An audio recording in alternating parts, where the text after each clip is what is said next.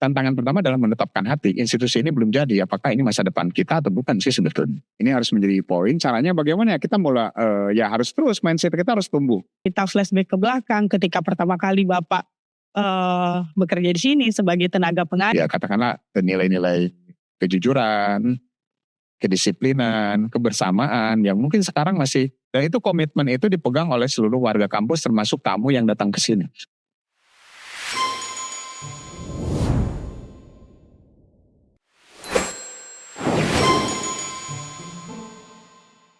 Assalamualaikum warahmatullahi wabarakatuh. Salam sejahtera untuk kita semuanya. Halo PCR Squad. Apa kabarnya hari ini? Senang sekali rasanya saya bisa hadir di program eksklusif Silver Voice yang memang sengaja dihadirkan dalam rangka menyemarakkan 25 tahun Politeknik Caltech Riau. Nantinya Silver Voice ini bukan hanya berisi soal suara saja ya, namun nantinya kita akan sama-sama mendengarkan terkait gagasan, bahkan refleksi dari para insan terbaik yang ada di Politeknik Caltech Riau.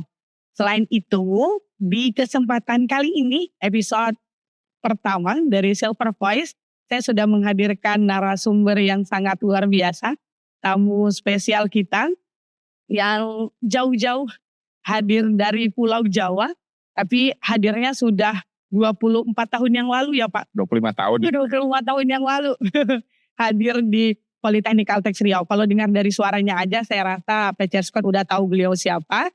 Ya, beliau adalah PCR 1. Kemudian selain itu beliau merupakan dosen dari jurusan Teknologi Informasi. Nah, ini dia narasumber kita hari ini, Dr. Dadang Syarif Sihabuddin Said, SSI MSc. Apa kabar Bapak? Alhamdulillah baik. Gimana teman-teman semua, para pendengar ya, para pemirsa ya, podcast. Iya Pak.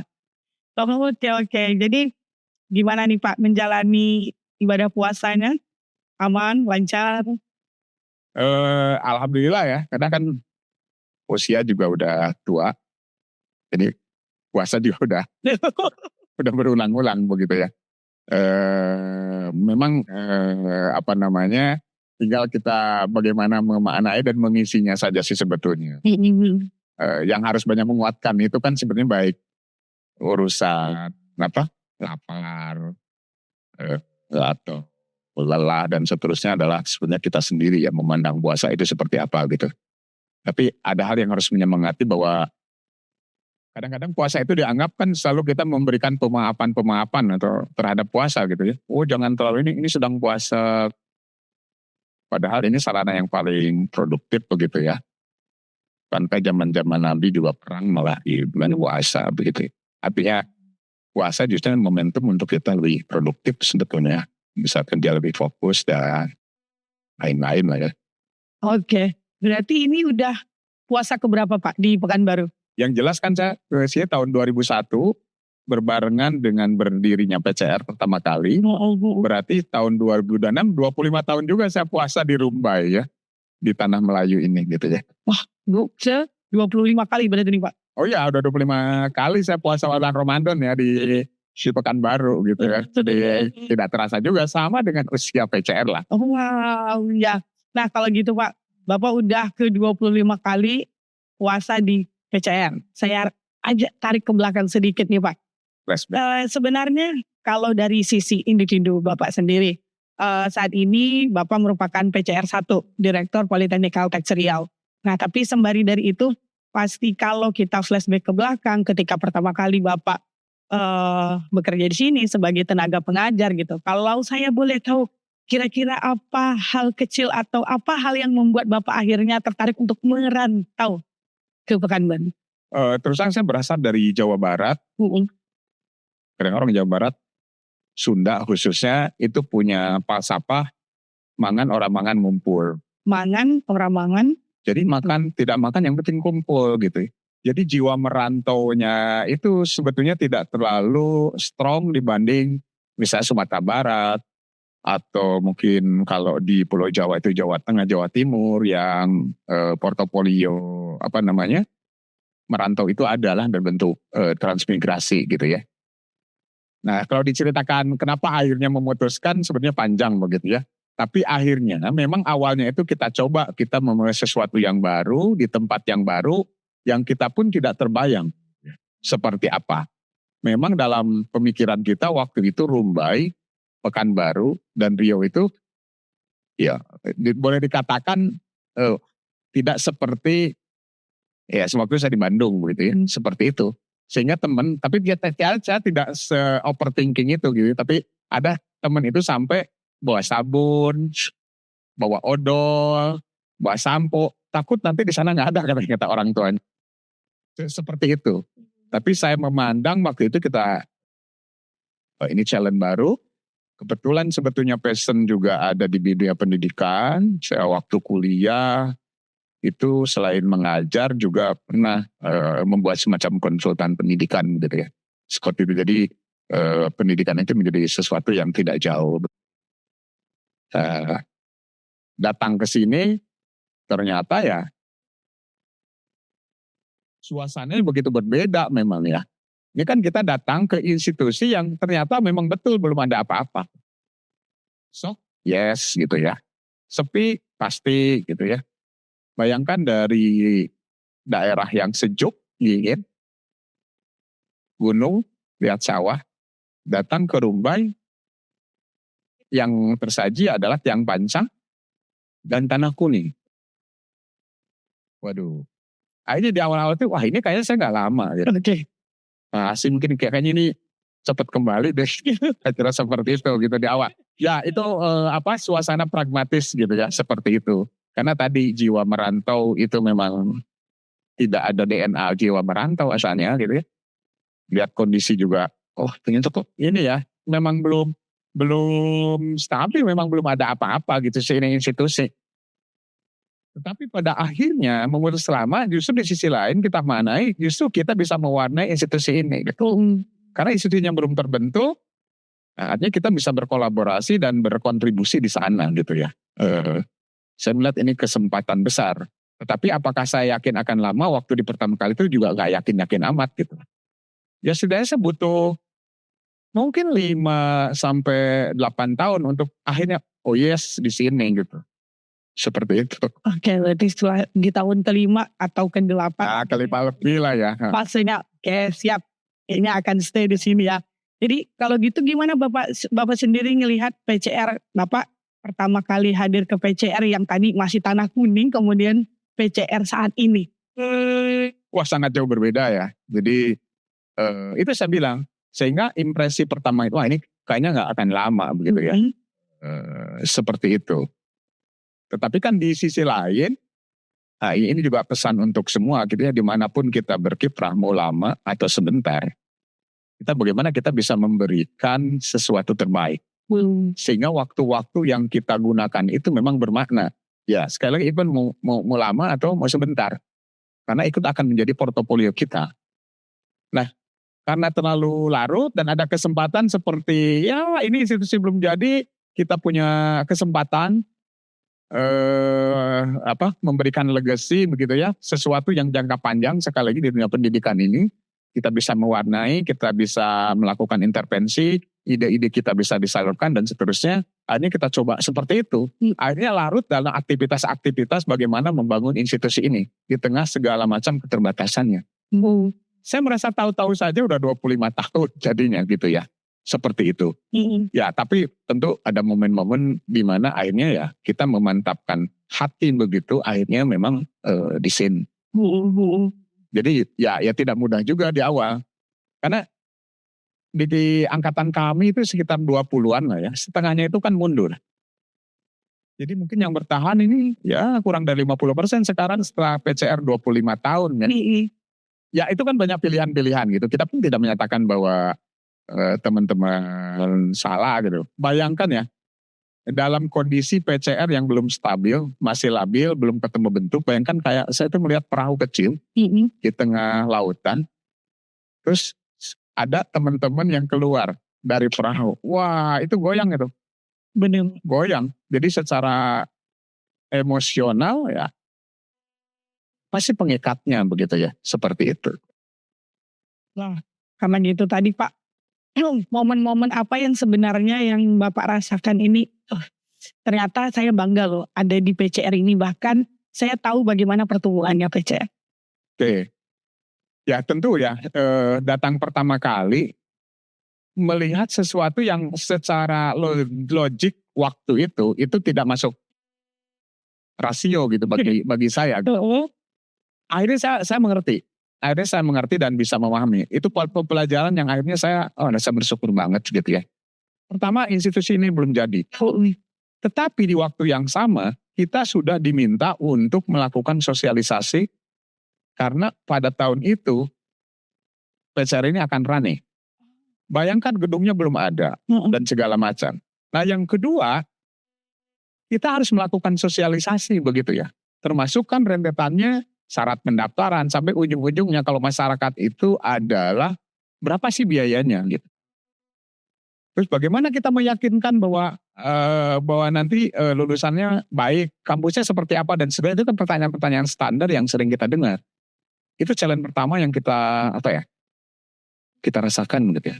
Nah, kaget kami yang kedua karena belum ada apa-apa itu sebagai bahan sosialisasi. Yang kedua adalah tentang price-nya sendiri itu. Jadi harga SPP kita. Jadi tahun 2001 saya tidak akan menyebutkan angka tapi besar. Kira-kira 10 kali lipat SPP di sekitar pada tahun itu. Bayangin, kampusnya belum ada, fasilitasnya belum ada, modalnya cuma brosur yang isinya foto gedung. Kan gedungnya belum ada. Cuma miniatur gedung dalam bentuk maket itu udah ada. Itu yang harus kita jual seperti itu.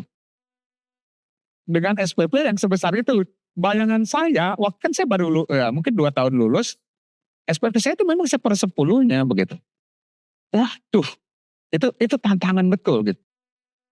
Nah belakangan kita menyadari begitu bahwa satu sebetulnya kenapa SPP-nya besar itu udah dihitung sebagai komponen dalam bisnis case yang memang kita kalau mandiri dalam tanda petik itu ya seperti itulah biaya operasional yang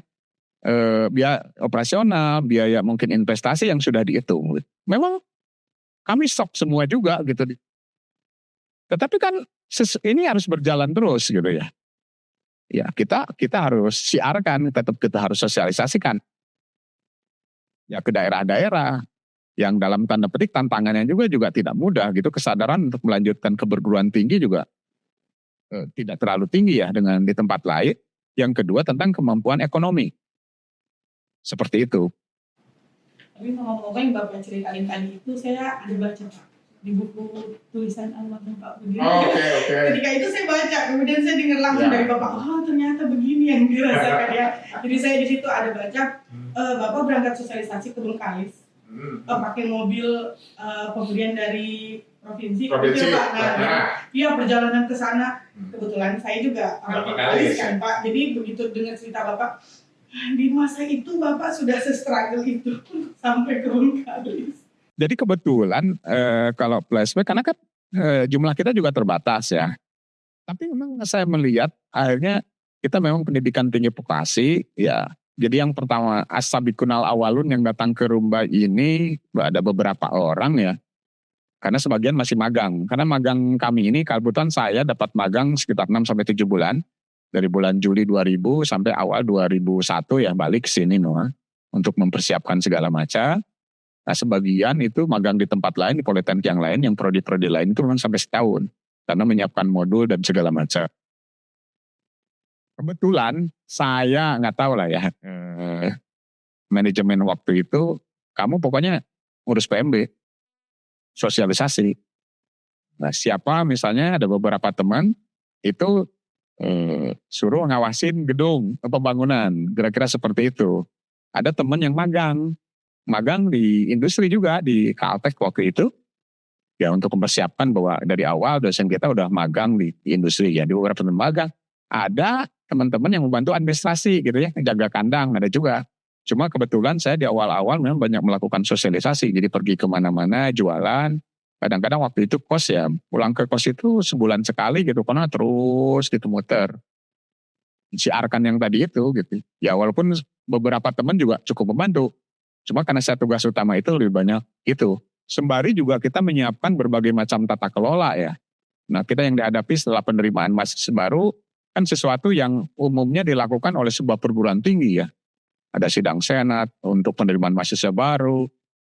Nah, di dalamnya juga ada ya banyak lah tek-tek bengeknya. Janji mahasiswa, acara itu harus kita handle sendiri. Ada ospek atau orientasi studi.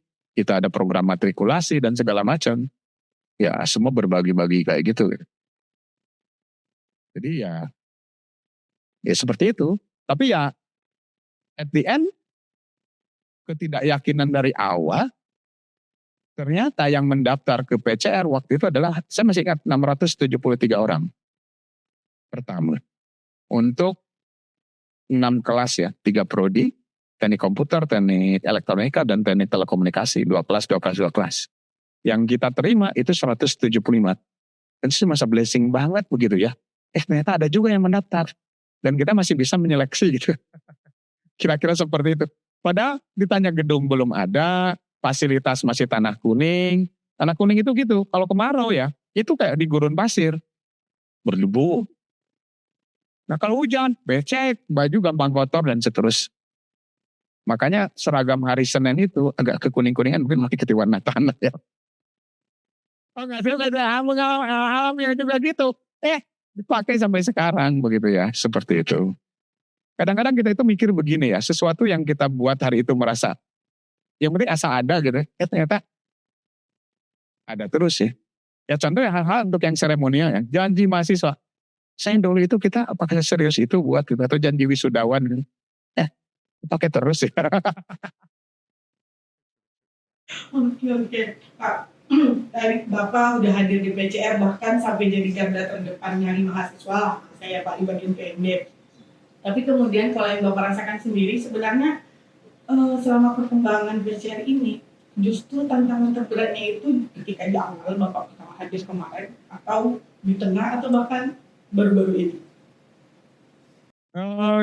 Saya melihat setiap masa ada tantangan walaupun berbeda begitu ya. Jadi tidak berarti bahwa kita sudah menjadi besar, tidak ada tantangan, malah menjadi lebih kompleks menurut saya. Dimensinya menjadi lebih beragam dan seterusnya. Nah, setiap masa ya, pertama di awal-awal sekali lagi bagaimana sih menetapkan hati sebetulnya.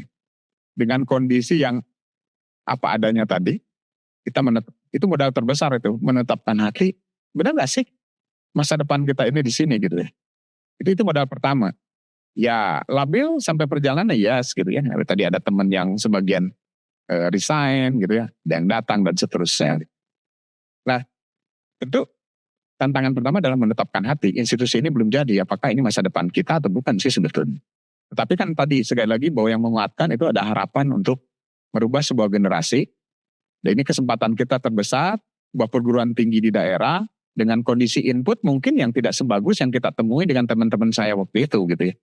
Tapi kan ini jadi tantangan yang menurut saya ya akhirnya kenapa kita harus berjuang gitu. Nah yang kedua, habis itu dari awal tadi kan bicara masalah biaya relatif tinggi pada saat itu. Akhirnya kita dipahami, itulah kalau kita mandiri. Nah tantangan kedua itu adalah sebetulnya bagaimana membentuk budaya gitu. Jadi kemandirian itu bagaimana kita membentuk budaya. Kita ini berasal dari bermacam perguruan tinggi. Tapi kita sepakat waktu itu kita tidak akan PCR ini membuat budaya perguruan tinggi A, B, C, D, K. Tapi inilah akumulasi, mungkin berasimilasi dari berbagai macam sudut, akhirnya membentuk budaya sendiri. Gitu. Ya katakanlah nilai-nilai kejujuran, kedisiplinan, kebersamaan yang mungkin sekarang masih digaung-gaungkan itu ya akhirnya teraplikasi seperti ini membentuk itu dulu. Yang kedua tentu budaya itu juga dipengaruhi oleh pengaruh industri. Jadi salah satu mungkin uniqueness dari PCR begitu ya. Jadi pengaruh dan budaya industri itu cukup kuat begitu ya. Which is itu bagus begitu ya, sangat, dan itu juga menjadi semacam keunggulan komparatif kita dibanding yang lain gitu. Jadi pengaruh industri yang notabene politeknik ini nantinya itu harus mensupport kebutuhan industri, kita menjadi lebih relate. Dan kebetulan ya program-program yang terjadi di perguruan tinggi atau program-program pusat yang mana kampus merdeka, magang dan segala macam Kita sih sejak tahun 2003 itu udah mulai kita lakukan begitu ya. Dengan konsep tadi kemandirian sebetulnya. Artinya kita mulai kemandirian itu dalam kita juga mencari berbagai macam sinergi, peluang baik untuk mahasiswa maupun untuk institusi. Karena kita suatu saat akan mandiri dan ternyata betul sejak 1 Januari tahun 2007 secara finansial kita mandiri. Dari pertama sampai lulusan pertama sih itu kan full dibantu secara operasional, termasuk kapital itu dari PT Caltech Pacific Indonesia begitu. Tapi kita udah diwanti-wanti kita harus mandiri. Nah itu tidak mudah juga keluar dari zona di mana kita betul-betul di support full, pada akhirnya kita harus mandiri. Artinya kita harus betul-betul memikirkan bagaimana kita bisa merunning institusi ini dengan sumber daya yang kita miliki. Kalau di awal-awal ada kegagalan tapi masih disupport, tapi kan itu sampai lulusan pertama. Tapi kita harus memikirkan seperti itu. Berarti dari kemandirian yang dari awal kita mungkin masih dikode dulu Pak, ini PCR harus bisa mandiri gitu. Kemudian sampai akhirnya kita dinyatakan siap untuk mandiri, kemudian kita seutuhnya lepas dari CPA gitu kan Pak. Kalau yang Bapak lihat sendiri, kemandirian kita itu memberikan dampak nggak Pak untuk kita di internal ataupun orang sekitar kita deh, ataupun lingkungan sekitar kita? Tentu. Jadi akhirnya kita juga harus mengakui memang sudah tepat kita itu direncanakan, memang udah di planning ya. Tidak dilihat bahwa kita lihat pasiennya bisa mandiri atau tidak. Memang dari awal itu udah didesain mandiri. Kenapa gitu? Karena satu filosofis yang harus kita pahami ya, institusi ini harus ada terus. Sementara perusahaannya bisa berganti bahkan tidak ada. Dan ini terjadi. Caltech ganti jadi Chevron, terus 2021 itu jadi PHR gitu ya. Jadi Pertamina gitu. Artinya kita tidak tergantung dari satu perusahaan, jadi kemandirian seperti itu. Nah, tentu dengan kemandirian itu kita banyak berpikir bagaimana kita sustain, bagaimana kita tumbuh, bagaimana kita besar. Nah itu juga challenge yang akhirnya kita melihat justru dengan kemandirian ini kita berupaya bagaimana memberikan pertumbuhan, memberikan kemanfaatan yang lebih yang pada akhirnya ukurannya adalah seberapa besar kita bermanfaat bagi lingkungan sekitar gitu ya. Jadi setelah PCR tumbuh dan berkembang itu tadi yang waktu awal saya itu mau balik lagi cari makanan susah. Ya lingkungan juga bertambah tumbuh, ikut berkembang kan. Umban Sari yang dulu sepi, sekarang rasanya 24 jam udah hidup gitu. Mau ini ada, mau itu ada lah. Udah sama lah dengan ada sedikit di kota begitu. Dan itu justru kebanggaan juga bagi kita. Kehadiran kita juga itu memberikan manfaat nyata ya. Memberikan multiplier effect gitu bagi lingkungan. Benar-benar. Saya dulu ingat pakainya tahun PSD 2004. Kebetulan itu jadi naik travel gitu kan Pak. Jadi ada yang antar ke arah sini Pak. Ya, terus karena kebetulan keluarga kan tinggalnya di kawasan kota. Ini kampus mana kawasannya? Karena ketika itu mungkin kalau untuk di ranah Pulau Bengkalis belum terlalu banyak kan Pak. Pendidikan ke sini. Ya. Gitu. Jadi pas ngeliat saya agak ada kampus rupanya. Itu batin saya Pak. Jadi makanya ketika pertama kali saya masuk PCR, ini ternyata kampus dulu yang saya kaget-kagetkan di tahun 2005, ternyata saya tidak kerja di sini sekarang. Nah, kalau gitu Pak, ternyata kemandirian yang udah kita lakukan, ya harapan kita dan yang kita lihat memberikan dampak kita. Tapi kemudian kalau untuk dengan industri sendiri, kira-kira itu bagaimana relasi kita untuk saat ini Pak? Jadi saya masih ingat betul ya, tantangan sebetulnya pada saat kita merunning di awal angkatan pertama, ya belum sempurna seperti sekarang ya. Jadi mereka cukup ikut struggle juga jadinya si mahasiswa dengan fasilitas yang kalau dibandingkan dengan sekarang ya jauh berbeda begitu ya. Tapi kita selalu meyakinkan bahwa setiap kali mahasiswa melakukan kegiatan pembelajaran itu peralatan ada ya sebagai pendukungnya begitu. Nah, tantangan berikutnya sebetulnya kan ini kan kita pertama gitu. Apakah industri, karena yang notabene waktu itu lulusan kita ini kan harus diserap di industri gitu ya. Dan ini sangat menentukan bagi angkatan-angkatan di bawahnya kan. Mulailah reputasi itu dibangun seperti apa. Walaupun secara internal kan anak-anak udah dididik dan segala macam berusaha. Tapi lulusan itu adalah, ya kami melihat, saya sendiri melihat itu sebagai karya utama dari sebuah perguruan tinggi. Nah ukurannya waktu itu ada seberapa besar diterima gitu ya, menjalani di industri. Jadi sangat ingat betul direncanakan wisuda tahun 2005. Jadi 2004 kita itu udah tur ke industri.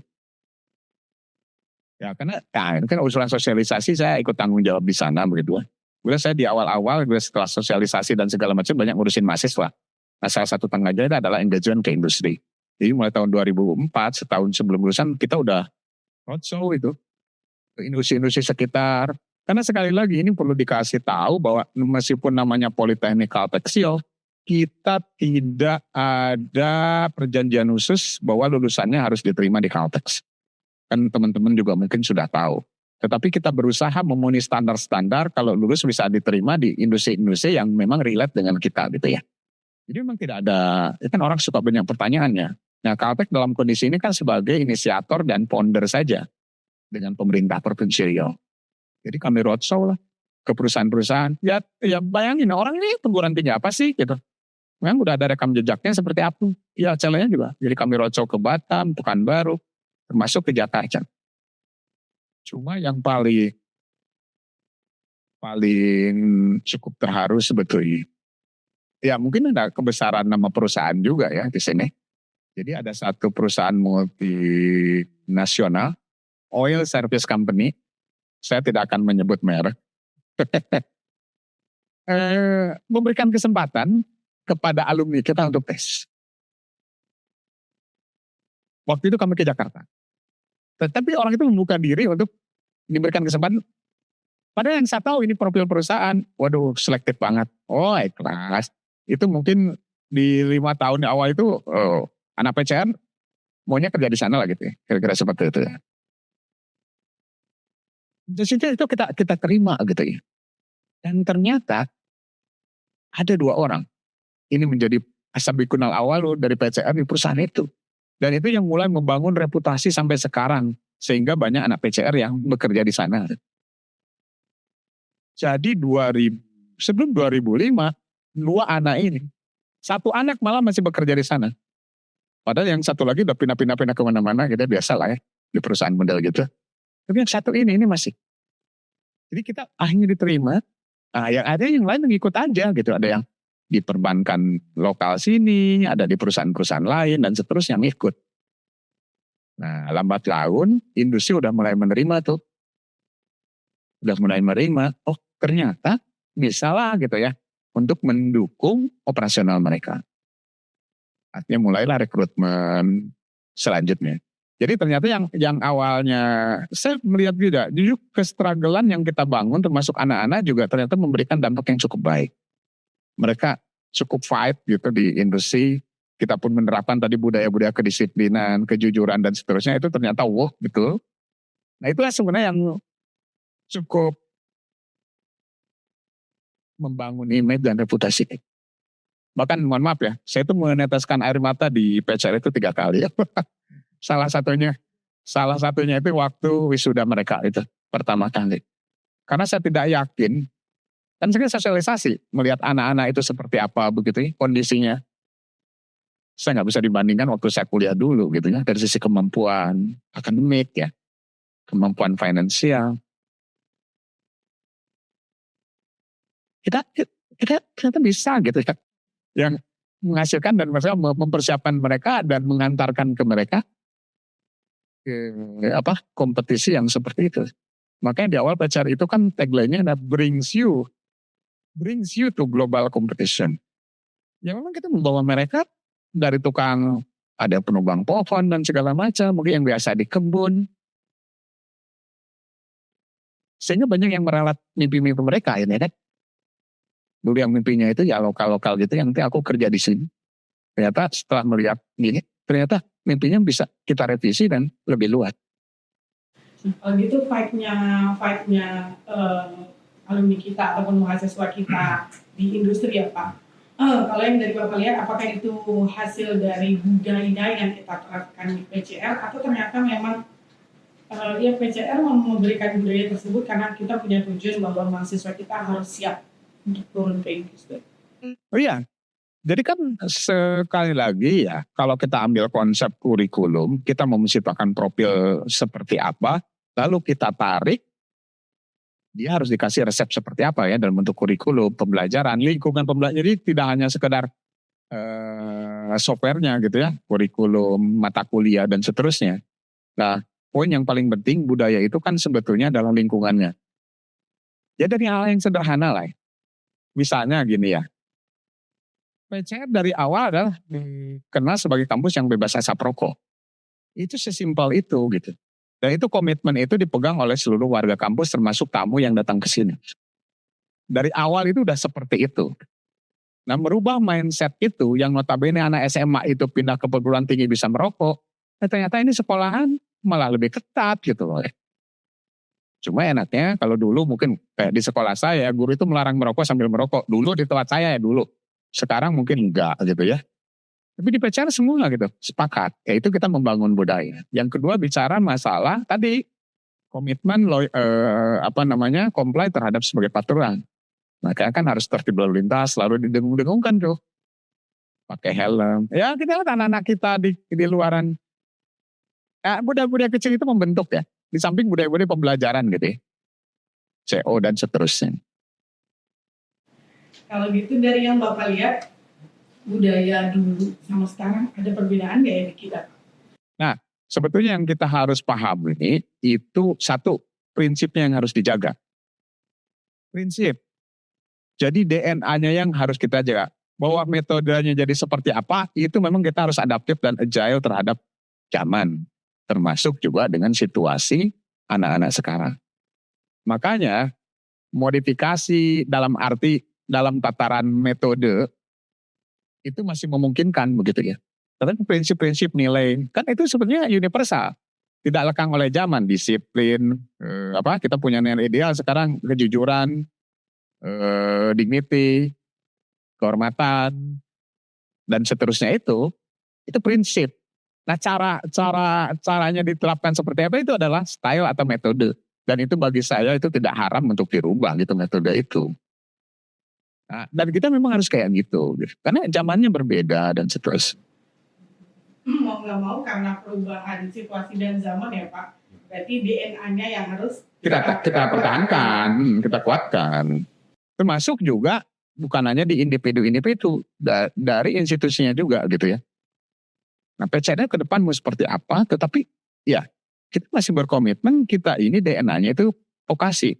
Tidak terombang-ombang ini setengah vokasi, atau vokasi rasa akademik, atau seperti apa gitu. Jadi di awal-awal itu menguatkan sampai 25 tahun itu. Jadi kalau saya berbicara PCR seperti apa dalam 25 tahun ini, ya dalam usia pendidikan 20 tahun masih sangat rendah ya. Ya bagi saya mungkin mengamati seperti balik ya. Kita punya identitas, kita udah tahu yang benar dan salah gitu. Itu yang terus kita kembangkan begitu ya. Jadi supaya jati dirinya udah dapat duluan. Karena ini akan menjadi angker gitu bagi kita untuk berkembang kemanapun. Fondasinya DNA-nya kuat. Orang kan kemarin bicara misalnya kayak ketua yayasan kita mengibaratkan analikan seperti metamorfosisnya ulat. Mau jadi kupu-kupu, mau jadi apapun, DNA-nya ulat. Kita mau seperti apa nanti, kita punya jati diri gitu. Karena banyak perguruan tinggi saya lihat, terutama di daerah ya, itu karena peraturan regulasi terutama yang ikut Mokar itu kayak krisis identitas. Jadi sibuk aja, ini mau mengartikan, menafsirkan, dan seterusnya. Kalaulah saya boleh tahu nih Pak, berarti posisi Bapak sekarang menjadi PCR 1. Ini udah ke berapa kali Pak? Sebetulnya kalau jadi PCR itu dulu itu dibangun, ini salah satu budaya juga begitu ya, salah satu mungkin berbeda dengan yang lain. Sivitas Akademika itu menempati tempat-tempat yang di struktural itu agak dihindari sebetulnya, saya nggak tahu juga ya, seperti itu ya. Karena memang dari awal juga di awal itu memang kita pendek-pendek gitu. Jadi kalau menjabat itu ya 2 tahun itu. supaya tidak merasa bahwa itu menjadi miliknya gitu kan. Kadang-kadang mungkin di tempat lain ada yang seperti itu. Nah di samping mungkin budaya-budaya nggak tahu ya, genetika teman-teman itu ya nggak terlalu tertarik gitu untuk urusan-urusan, nggak jadi rebutan gitu ya. Nah kalau ditanya periode, ya terus terang bagi saya pribadi juga antara entah capaian atau tidak, tetapi ini tanggung jawab penuh dan itu juga kegamangan saya yang kesekian kali ya, tantangan bagi saya. Karena sekali tadi tahun 2007 kita mandiri secara finansial. Tetapi manajemen khususnya direktur masih dari PT Caltech waktu itu. Sampai pada akhirnya tahun 2012 diputuskan harus dari Civitas Academy. Dan saya diminta pertama kali untuk menjadi, saya nggak tahu lah pilihannya. Mungkin saya merasa mungkin karena IPK saya paling kecil ya. Teman-teman kan pinter-pinter, cocoknya ngajar gitu. Terus portofolio saya itu banyak urusin kerjasama waktu itu. Jadi aktivitas saya itu banyak di luar. Jadi ya mungkin ngajarnya jangan banyak-banyak gitu ya. Udahlah jadi direktur aja biar ngajarnya sedikit. Kira-kira seperti itu. Jadi saya mulai 2012. 2014 saya sekolah, ya pasti off. Pulang sekolah 2018 saya jadi lagi direktur. Sebenarnya seharusnya sampai tahun 2020 memang. Tiba-tiba tahun 2022 diminta lagi sampai sekarang. Ya kalau dilihat periodenya, ya, kalau lihat 2 tahun hampir 3 atau 4 periode ya. Tapi dari akumulasi ya 8 tahun. Saya kira udah cukup lah ya untuk melakukan regenerasi gitu ya. Dan saya kira sejak tahun 2012 sampai sekarang lumayan 14 tahun saya kira kita udah cukup succession plan di bidang pemimpinan ini. Ya PCR juga sudah tinggal berkembang terus. Dari pondasi-pondasinya udah kita bangun, DNA-nya, angkernya. Nanti kita mau berkreativitas seperti apa sepanjang DNA-nya itu insya Allah kita akan tumbuh dan berkembang. Saya kira nggak ada masalah. Oke, dengan DNA yang udah mulai kita bangun ya Pak. Kalau secara masa pertumbuhan 25 tahun ini kan rasanya udah di fase dewasa ya Pak. Kalau di usia manusia. Tapi kalau di usia pendidikan bisa jadi ini mungkin masih dia. Masih akan balik lah Bener Pak. Tapi kalau kita ngomong soal institusi kita sendiri ya Pak, sebenarnya tantangan utama yang ya perlu diantisipasi oleh perguruan tinggi vokasi lah khususnya ya Pak, itu apa Pak? Pertama ya, vokasi itu kan menyiapkan supaya kompatibel gitu ya dengan dunia kerja begitu, kira-kira menyiapkan tengah-tengah terampil dan seterusnya. Tantangan pertama sekarang, ada kan kecenderungan pekerjaan itu tidak melihat dia kuliah atau tidak. Dan keterampilan itu bisa didapatkan dari mana saja. Nah misalnya orang ambil sertifikasi saja gitu ya. Nah, contoh ya misalnya gini, ini yang vokasi nih. Saya contohkan yang paling banyak nyata itu adalah ada perguruan tinggi khusus politeknik yang punya prodi tentang pilot penerbang. Tapi kan ada kursus yang cuma 6 bulan. Dia bisa punya license untuk terbang. Betul, ada dengan sertifikasi kan, karena akhirnya dengan sertifikasi. Jadi masif, intensif dan segala macam. Tapi kalau di perkuliahan kan 4 tahun atau 3 tahun lah, kira-kira seperti itu. Itu challenge gitu ya, pendidikan vokasi. Tetapi kan sebetulnya cara pengkondisiannya berbeda gitu. Jadi kan yang kursus kayak ini akan spesifik banget begitu ya. Sementara kita di perguruan tinggi akan diberikan bekal kemampuan dasar. Itu ada kompetensi khusus juga sesuai prodinya. Sehingga pada saat lulus bisa berkembang juga ke arah yang mungkin tidak sesuai. Ya, katakanlah sangat ini tidak sesuai sekali dengan jurusan, masih punya pondasi yang kuat. Ya, itu kan pilihan-pilihan. Tapi ini kan tantangan gitu ya.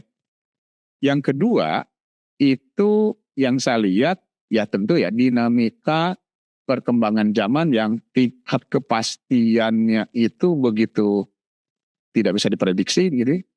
Dan bisa berlangsung cepat begitu.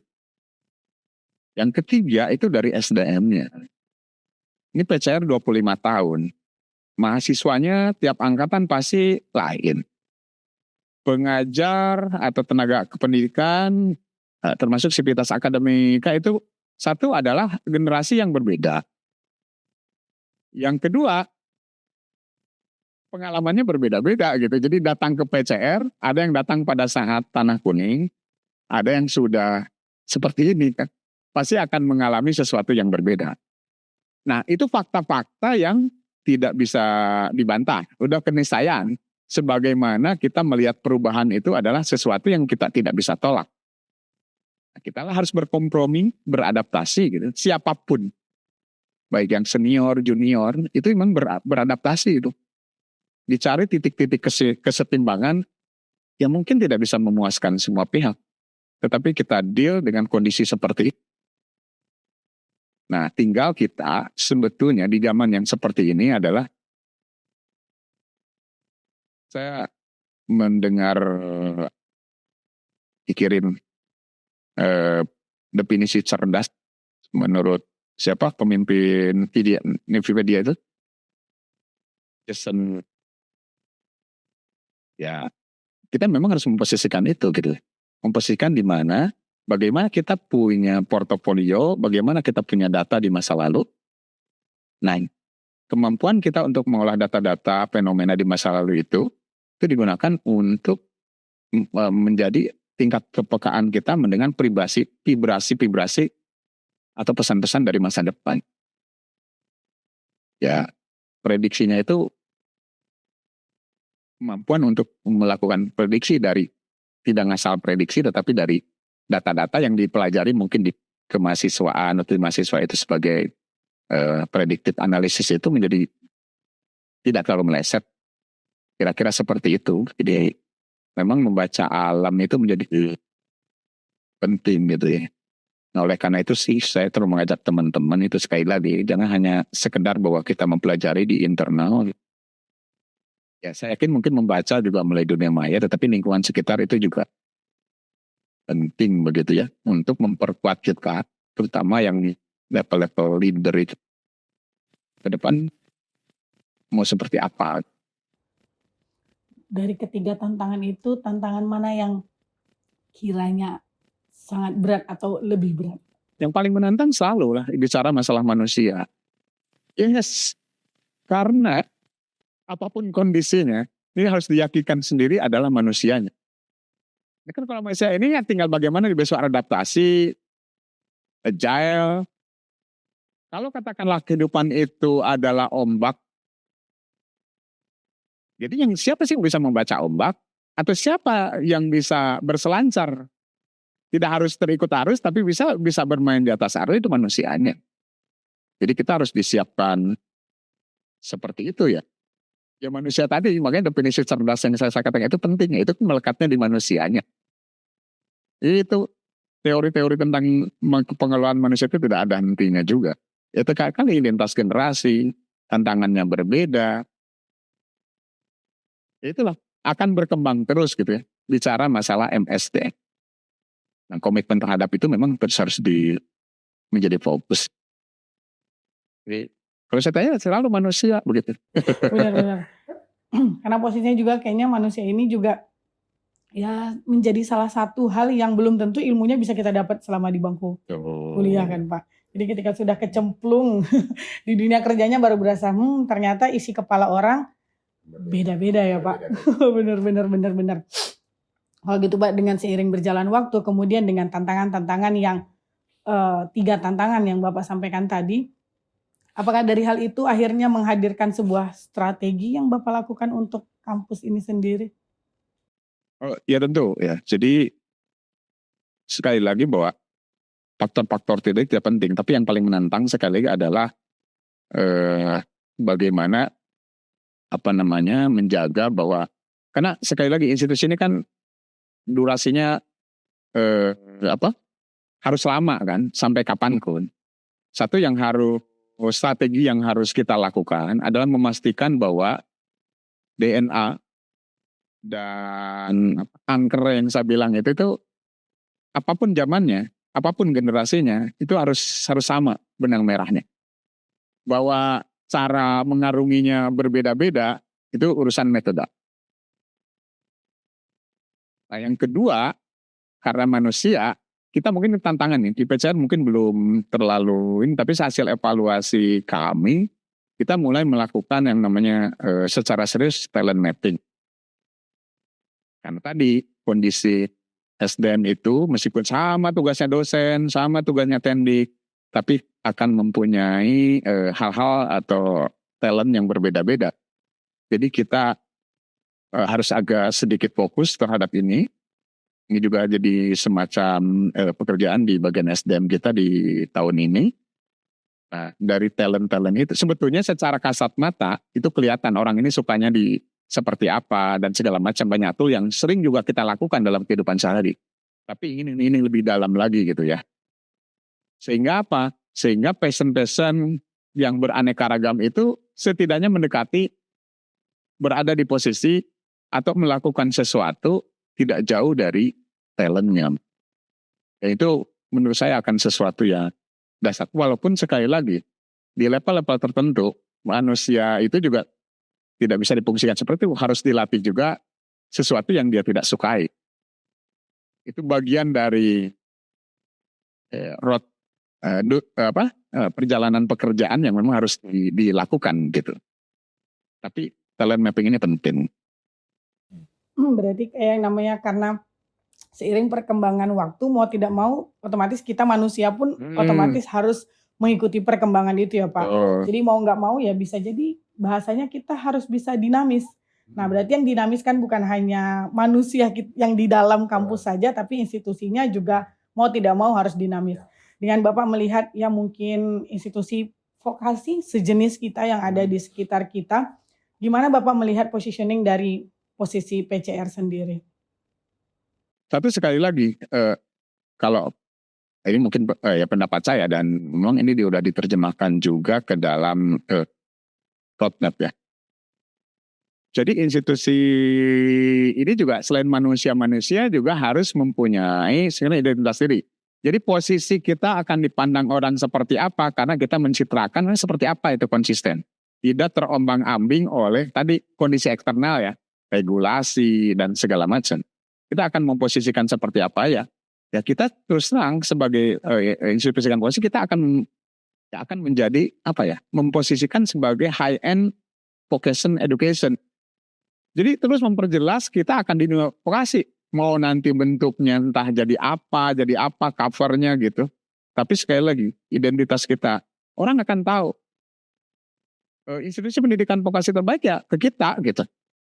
Jadi kita tidak terseret-seret ini vokasi rasa apa gitu. Kita tidak akan terombang-ambing oleh itu. Seperti itu. Jadi ini yang harus kita posisikan. Tetapi sekali lagi mungkin ini momentum juga ya 2025 dan saya sering menyampaikan ke teman-teman di awal memang kita masih sangat fokus dan memang itu menjadi fokus utama kita sebagaimana yang dicanangkan oleh para founder kita bahwa kita memang harus memperlihatkan sumber daya manusia. Tadi saya berulang kali mengatakan bahwa lulusan adalah karya utama dari kita. Tetapi kita pun tidak bisa menutup kemungkinan stakeholder lingkungan juga menuntut solusi dari kita. Nah orang vokasi itu harusnya relate juga dengan itu. Makanya penguatan yang terkait produk-produk inovasi atau hasil-hasil riset terapan juga harus menjadi fokus juga dari institusi vokasi yang memberikan solusi gitu. Makanya ini paradigma juga yang harus diikuti oleh internalnya, terutama dosen lah ya. Jadi orientasi, karena kita sekarang di Indonesia karena regulasi menuntut sesuatu itu diukur umumnya hampir sama gitu, baik vokasi atau tidak vokasi. Pasti ukurannya publikasi, which is kan bagus, citasi. Tapi kan harapannya publikasi ini tidak sampai selesai di sana gitu. Tidak sampai menjadi hasil-hasil yang pada akhirnya saya selalu mengatakan berada pada jurang kematian itu. Jadi meneliti selesai, meneliti lagi, ujung-ujungnya nggak jelas. Nah ini tugas kita lah yang meneruskan, melakukan translasi dari hasil-hasil riset itu sampai memberikan solusi terhadap lingkungan. Memberikan social impact masyarakat. Nah produk kita itu dipakai di beberapa desa sih misalnya kalau ukurannya asalnya luaran. Tetapi setelah berapa lama produk kita dipakai atau nggak sih dan seterusnya gitu. Untuk UMKM, untuk desa, untuk pemerintah. Dan ini opportunity yang sangat besar. Saya kira di Bekasi kita bisa memberikan solusi-solusi ke lingkungan. Ya di Riau menjadi laboratorium hidupnya. Kita punya potensi di bidang oil and gas. Kita punya potensi di bidang pulp and paper, perkebunan, perikanan. Kelapa malah ada sekarang. Ini potensi. Termasuk juga lingkungan ini gambut juga di kita ini. Nah kalau kita bisa memberikan solusi-solusi, kalau kita kuat, itu bisa direplikasi secara global juga ke negara-negara atau daerah-daerah yang mirip. Keren itu. Artinya kita bicara global itu juga udah punya modal. Selain menghasilkan lulusan yang baik, kita juga mulai fokus memberikan solusi-solusi terhadap lingkungan. Yang sekarang ini notabene itu juga bisa kita replikasi suatu saat. Karena visi kita kan global juga tuh. Saya itu mikir kita tidak usah seperti perguruan tinggi mana, biarlah mereka punya ini. Tapi yang kita kerjakan sekarang, dan kita merasa kuat itu bisa replikasi ke tempat-tempat lainnya. Global kita itu seperti apa dengan identitas vokasi ini. Jadi terkait inovasi dan juga ya bahasanya kita coba membantu bukan hanya sekedar selesai sampai di riset aja ataupun sampai di publikasi saja ya Pak. Tapi kita berusaha untuk juga bisa ya membersamai industri ataupun lingkungan sekitar kita dengan kita memberikan sesuatu ke mereka gitu. Nah, apakah itu sendiri masuk ke dalam roadmap pengembangan PCR, Pak? Nah, itu masalahnya sekarang 25 tahun ini menjadi momentum penting gitu ya, dan kita selalu ini menjadi isu-isu strategis yang harus kita mulai lakukan. Karena pada akhirnya apalagi ya kan lingkungan regulasi program pemerintah juga udah kementerian terutama udah kata berdampak itu kan sekarang menjadi semacam slogan baru ya. Walaupun esensinya sih dari dulu juga memang kita harus memberikan dampak gitu. Semacam kementerian ini sering menggunakan diksi-diksi yang berbeda-beda. Dulu apa namanya? Kampus Merdeka, sekarang kampus berdampak. Ya esensinya kan gitu. Ya situ mungkin bicara masalah bagaimana mendapatkan kompetensi bisa dengan berbagai macam cara ya, bisa magang, rekognisi. Tapi kan yang paling poin pentingnya adalah memberikan dampak.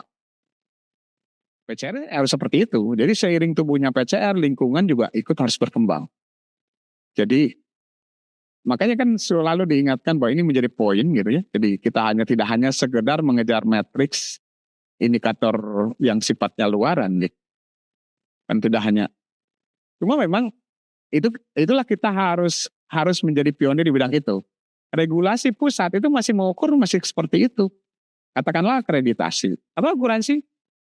Salah satunya ya, misalnya tadi di bidang yang trade product, dipublish di mana, patennya berapa, citasi berapa banyak kan. Cuma kan walaupun sudah mengarah sebagian, tapi jarang secara detail dipakai di mana, produknya diproduksi oleh perusahaan apa, dan seterusnya gitu. Ini yang harus kita kejar. Makanya sekali lagi bahwa dengan industri atau dengan UMKM atau lingkungan masyarakat secara umum itu tidak hanya sekadar, istilah saya tidak hanya sekedar pacaran. Yang selama ini kan umumnya pacaran, saling mengunjungi gitu ya. Tanpa ikatan strategis dalam bentuk pernikahan. Jadi bayangan saya hubungan dengan institusi, kalau institusi vokasi nih, itu kayak pernikahan. Jadi kita kayak ya melahirkan anak ini mau dibikin seperti apa dan seterusnya. Gitu dengan industri atau dengan lingkungan, dengan stakeholder itu udah mulai dari awal. Dan sifatnya jangka panjang gitu. Bukan hanya alasan-alasan pragmatis urus kebutuhan administratif misalnya untuk ikut hibah, perlu mitra. Dan itu pun nanti harus diukur mitranya itu gitu ya. Kira-kira jangka panjang lah. Dan ini yang memang harus kita bangun. Beberapa kasus sudah kita lakukan, tetapi belum semasif yang kita harapkan. Inilah momentum, kalau PCR ingin besar ke depan, ya tentu butuh sumber daya manusia di level yang dan kualifikasi yang lebih banyak dan seterusnya untuk mewujudkan itu.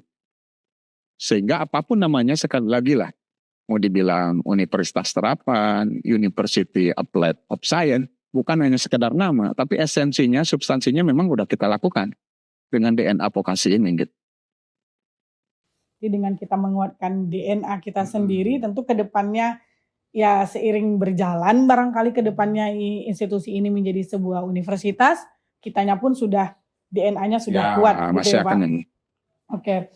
Kalau gitu Pak, kalau dengan Bapak sendiri, kalau dengan posisi saat ini menjadi seorang direktur, Bapak melihat nggak PCR sudah berhasil menjadi salah satu perguruan tinggi yang berhasil atau sedang menuju keberhasilan? Tergantung ukuran keberhasilan itu apa. Harus dihati-hati itu pada saat kita merasa berhasil, akhirnya kita sudah merasa selesai gitu. Tidak seperti itu gitu ya. Saya itu kan selalu kita membuat supaya terus kita bergerak, kita selalu mencanangkan apa yang dinamakan dengan visi itu. Nah, ukuran ketercapaian visi itu kan seperti apa itu juga relatif gitu ya. Didukung oleh perencanaan strategis yang di dalamnya ada indikator-indikator. Metrik-metrik lah yang menunjukkan itu. Kalau ukurannya metrik-metrik itu, pasti misalnya lulusan ada di luar negeri, ada di mana, ya relate dengan visi kita, yes, seperti itu. Nah, saya ingin mengatakan bukan tidak berhasil, tapi semua indikator sesuai yang kita rencanakan nih, tahapan-tahapan itu berhasil kita capai. Tetapi ini kan kita akan berkembang terus gitu. Nah, ketercapaian ini harus kita wujudkan karena kan sebetulnya hakikat jiwa-jiwa yang hidup itu termasuk institusi, ya pada saat kita selalu bisa menetapkan standar-standar baru atau visi-visi atau tantangan-tantangan yang lebih baru. Jadi tidak akan ada habisnya memang, dan memang keberadaannya tidak akan ada habisnya. Jadi pada saat kita punya visi, diturunkan sampai renstra, rencana operasional, kita jalani itu, pada saat ini udah dipenuhi, kita buat lagi gitu. Jadi tanpa akhir gitu, jadi selalu bersiklus dan beriterasi seperti itu gitu. Seperti itu. Tapi dalam ukuran yang orang katakanlah itu sebagai ukuran keberhasilan ya. Apa sih misalnya orang bilang ukuran keberhasilan sih? Bagi saya ukuran keberhasilan ya. 1, lulusan diterima di industri atau masyarakat.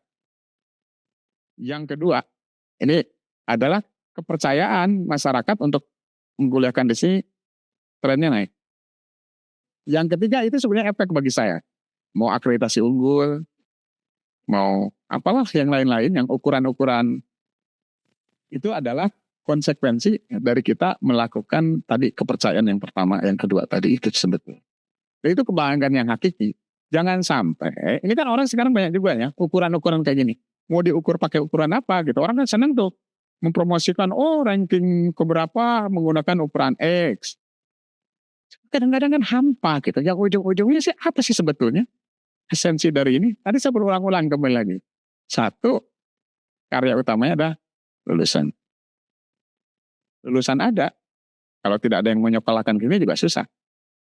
Itu 2 hal ini. Jadi trust sebetulnya. Trust dan orang memang mau dengan harapannya dengan sesungguh hati, suatu saat kalau ditanya mimpi dari sisi itu, orang mau menyekolahkan di sini, mangpum di sini.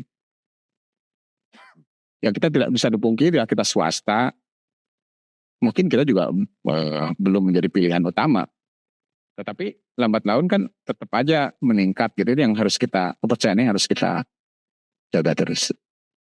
Jadi dengan berjalannya 25 tahun kita Pak, masih ada nggak PR yang masih harus kita selesaikan Pak? Banyak sih PR. Itu kembali lagi, sekali kalau tadi kalian menyatakan sudah tercapai, nanti kita berhenti gitu ya. Dia dalam tanda petik berhasil ya, itu kita akan berhenti. Tapi paradigmanya adalah kita udah menjalani sebuah tahapan visi atau tahapan renstra gitu ya, dan kita bisa memenuhi renstra-renstra yang sudah kita katakan itu, yang kita canangkan, kita bisa memenuhi itu. Tetapi di atas ketercapaian itu sekali lagi masih banyak kita mana dapat yang namanya lesson learn ya. Kita ternyata dari pekerjaan itu ada ruang-ruang improvement baru yang kita hanya tahu gitu. Oh ternyata ini masih kurang loh di bidang. Tapi dalam visi tadi yang kedua, PCR selain menghasilkan lulusan yang berkualitas, tetapi juga dituntut oleh masyarakat untuk memberikan solusi-solusi nyata, ya tentu ya banyak PR yang harus kita siapkan. 1 adalah bicara masalah SDM kembali lagi. Baik dari sisi kompetensi, kualifikasi, Yang kedua paradigmanya yang dikenal. Jadi jangan terombang-ombang lagi untuk hal-hal yang sifatnya pragmatis. Publikasi jadi penulis satu tidak cukup hanya itu. Memenuhi matriks. Tetapi publikasi atau paten itu ya apa selanjutnya gitu yang bisa berkontribusi. Jadi saya selalu manusia. Yang kedua ya seperti yang sering dijelaskan adalah bicara masalah tata kelola ya. Jadi dengan kondisi tantangan yang masih beragam itu ya tata kelolanya harus seperti apa, diwujudkan dalam organisasi dan segala macam. Ya terus ya para pendukung-pendukung yang notabene sekarang lagi terus kita gesa juga gitu ya. Dan mudah-mudahan itu menjadi modal pertama untuk terus kita berkembang ya untuk 5 ke 10 tahun yang akan datang. Oke, kalau gitu Pak, ini pertanyaan terakhir sebelum kita mulai ke pertanyaan-pertanyaan penutup. Boleh nanti sambil lihat ke arah kamera Bapak. Oke. Pesan apa yang mau Bapak sampaikan kepada seluruh sivitas supaya bisa ya kita bergerak bersama-sama. Ini kita sudah 25 tahun. Tentu tidak boleh puas sampai di sini saja. Nah jadi ayo monggo Pak, boleh pesan Bapak kepada seluruh sivitas Akademika Politeknik Teknik. Ya untuk seluruh sivitas akademika ini refleksi dari saya ya. Kadang-kadang dia menjadi ternyata 25 tahun bisa kita lalui gitu ya. Rasanya di awal-awal kadang-kadang ada perasaan-perasaan yang tidak yakin gitu. Kadang-kadang capaian-capaian yang sudah kita raih itu ternyata bisa juga ya gitu. Ya, pertama adalah ya tentu kita patut bersyukur gitu ya bahwa ternyata yang kita lakukan selama ini jerih payah, curahan tenaga, mengorbankan keluarga dan segala macam ini ada hasilnya. Mungkin dalam ukuran-ukuran emosional masa sih gitu. Tapi ternyata ini mempunyai dampak. Jadi itu wajib kita syukuri gitu. Yang kedua, tidak boleh jumawa. Nah, sekali lagi gitu. Kan selalu gitu. Sekali lagi ya, kita institusi kita udah unggul nih. Tapi itu bukan dijadikan sebagai akhir begitu sehingga kita udah unggul itu terlena dan segala macam gitu. Itu konsekuensi sekali lagi. Konsekuensi.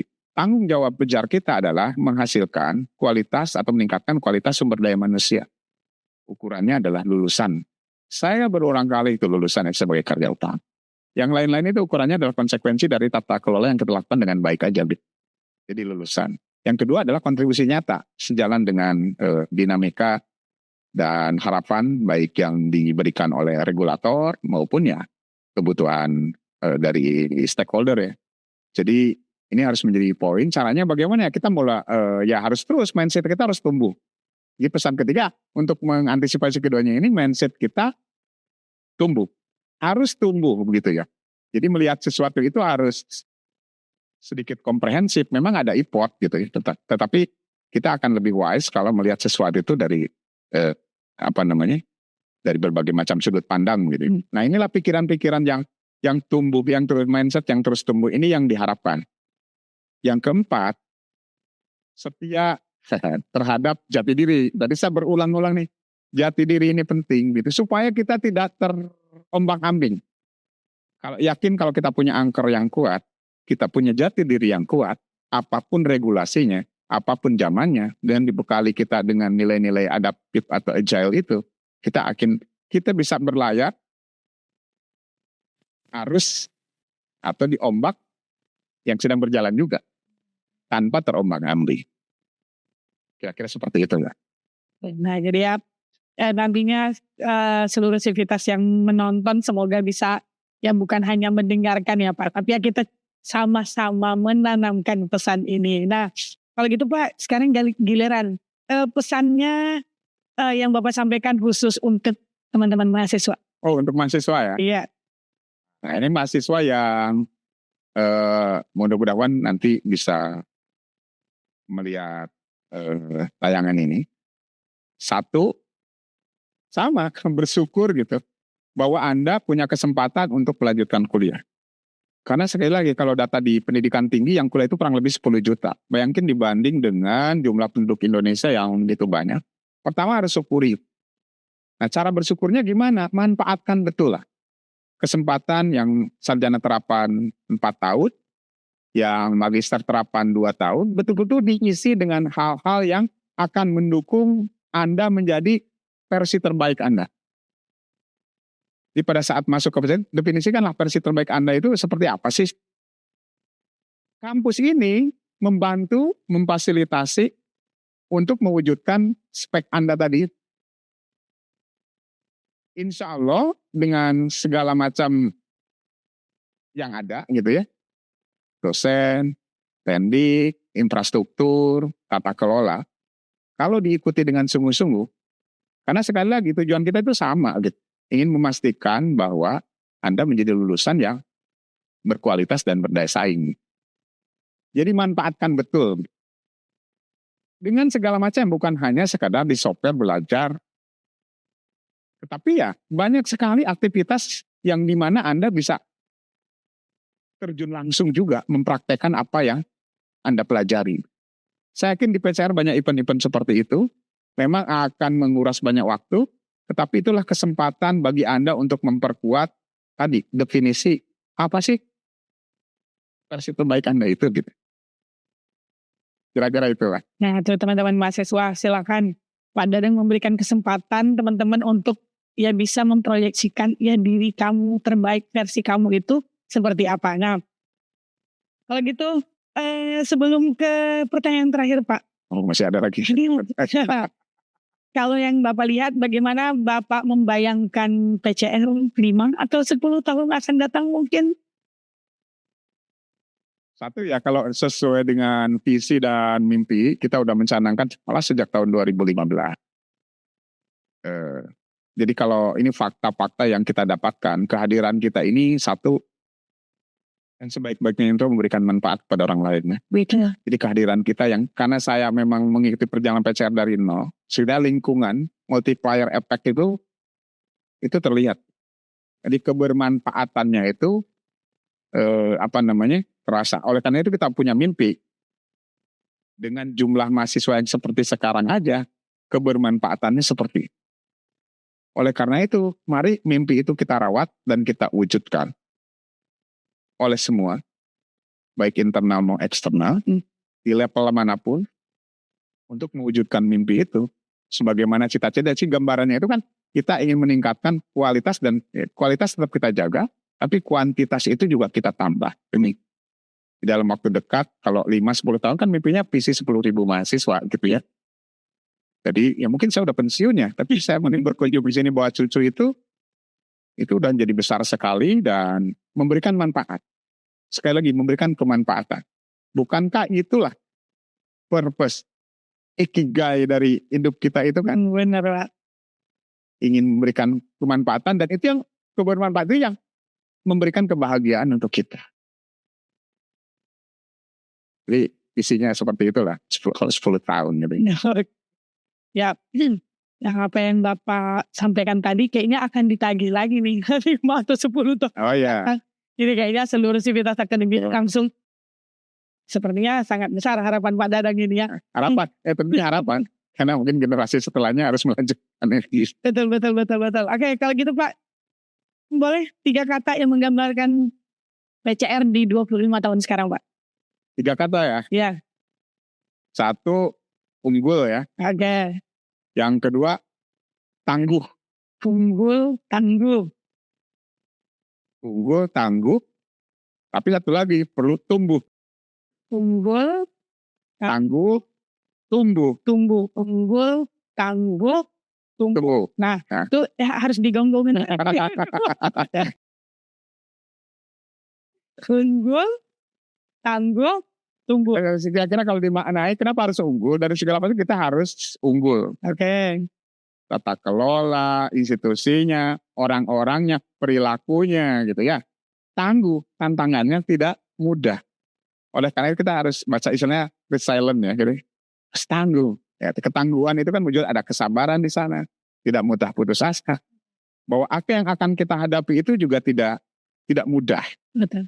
Tetapi bukan berarti tidak ada jalan keluar. Itulah ikhtiar kita. Makanya butuh tangguh atau grit lah dalam bahasa lain kalau buku-buku yang lain. Ayat ketiga, unggul, ketahanan tadi itu, tangguh, ya harus tumbuh terus. supaya bisa memberikan manfaat yang lebih besar.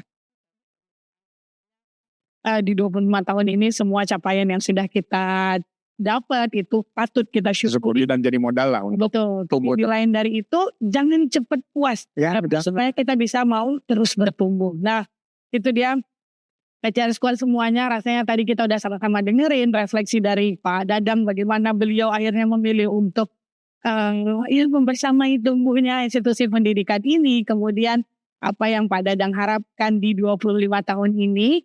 Ya semoga itu semua bukan hanya menjadi sekedar harapan Pak Dadang. Tapi nantinya bisa kita coba implementasikan di 5 atau 10. Jadi mungkin di 30 tahun PCR atau 35 tahun PCR. Kita masih terus bertumbuh.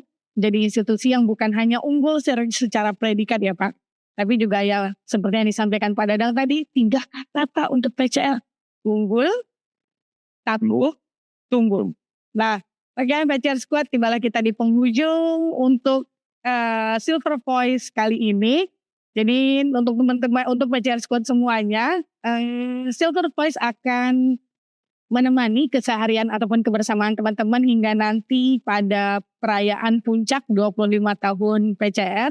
Oleh karena itu, terus ikuti tayangan dari Silver Voice di YouTube Politeknik Kaltech Riau.